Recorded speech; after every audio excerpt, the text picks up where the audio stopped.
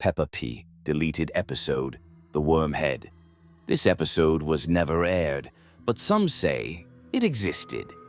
It all started with a simple phrase. "Peppa, don't bite your nails," Mom said. "Otherwise, worms will start." Peppa grinned. But after a day, she started itching behind her ear. She scratched and felt a small bump. Soft, slippery. It was as if something was moving under the skin. By morning, a pink growth appeared in place of the itch.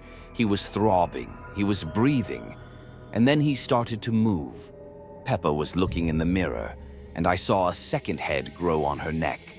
Only it wasn't a head. It was a worm, with black eyes, with a wry smile, and with a voice similar to her own. "You're not alone now," he whispered.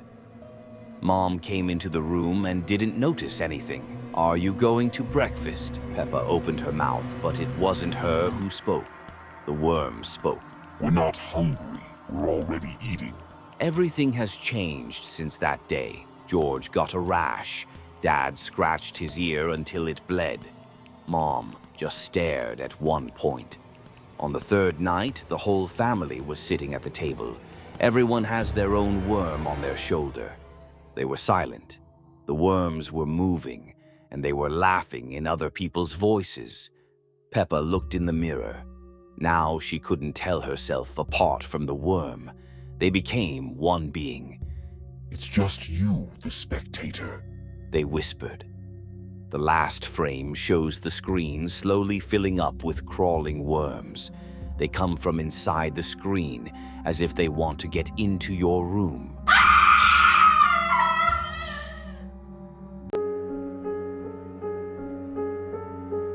They stepped out into the rain. But this rain was different. The world around them was empty. A street lamp hummed faintly. Each drop carried darkness within it. A black puddle, like ink, spilled into reality. George leaned over the puddle.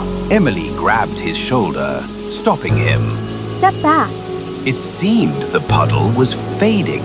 A false alarm, but in its reflection atop the raindrops, a black, hooded figure appeared. The group approached a bench. The rain intensified. The longer they stayed in the rain, the deeper the infection spread. A drop landed on Susie. Her hand turned blurry, translucent. Emily screamed, pulling it away. They vanished. Peppa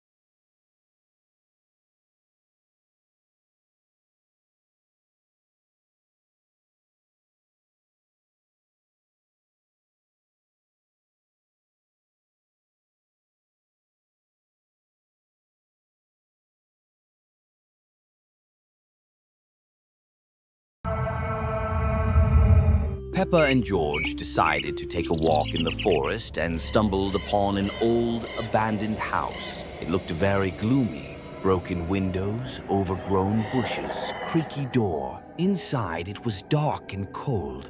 Cracked portraits hung on the walls. Their eyes seemed alive. Suddenly, it became dark outside the window. At that moment, a strange woman appeared. The owner of the house. Her face was pale, and her eyes were cold and frightening. She smiled strangely and said, Welcome. You shouldn't have come here." Suddenly, she began to change. Her face distorted. Her eyes shone with bright red light, and something black flowed out of them. Peppa tried to run, but the door slammed shut by itself. The demon owner grabbed Peppa and George with her long claws. Their screams disappeared into the darkness. Everything around started to distort. The house's owner dragged the children into her dark basement. Peppa and George were tied up. Their mouths were covered with rags. The owner was boiling something murky in a huge cauldron and muttered, Soon I will enjoy this.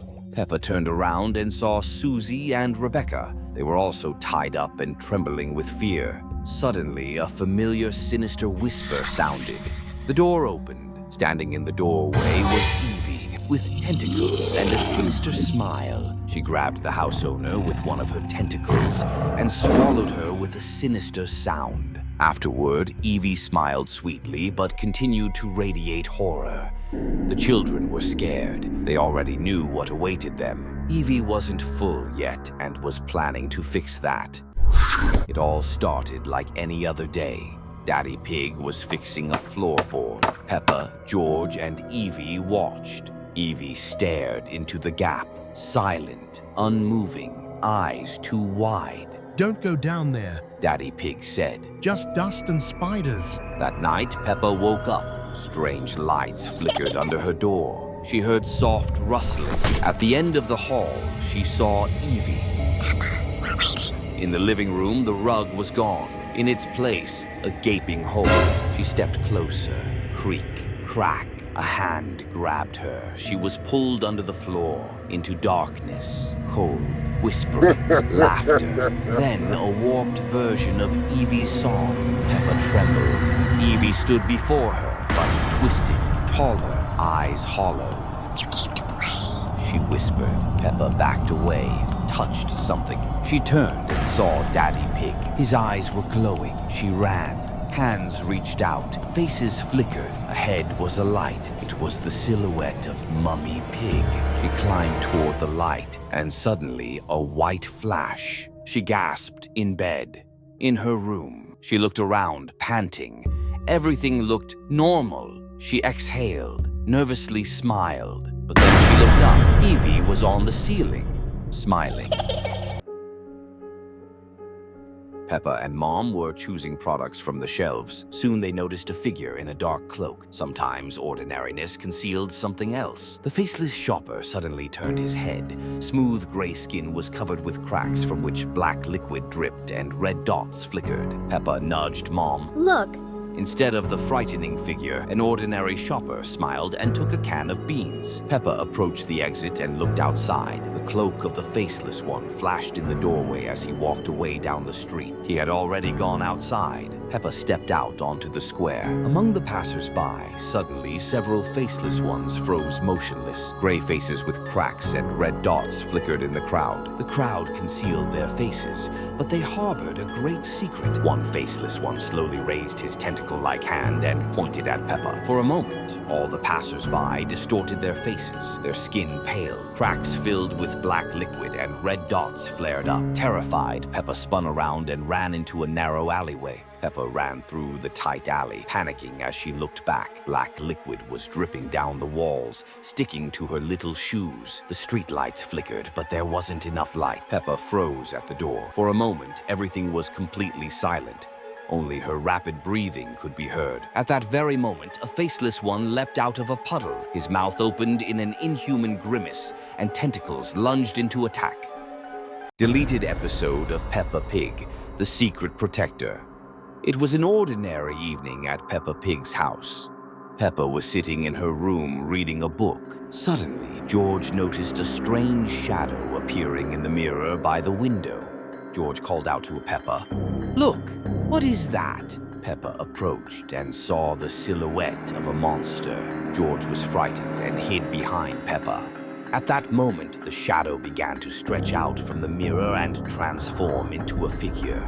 A huge creature with red eyes, sharp teeth, long claws, and a tail.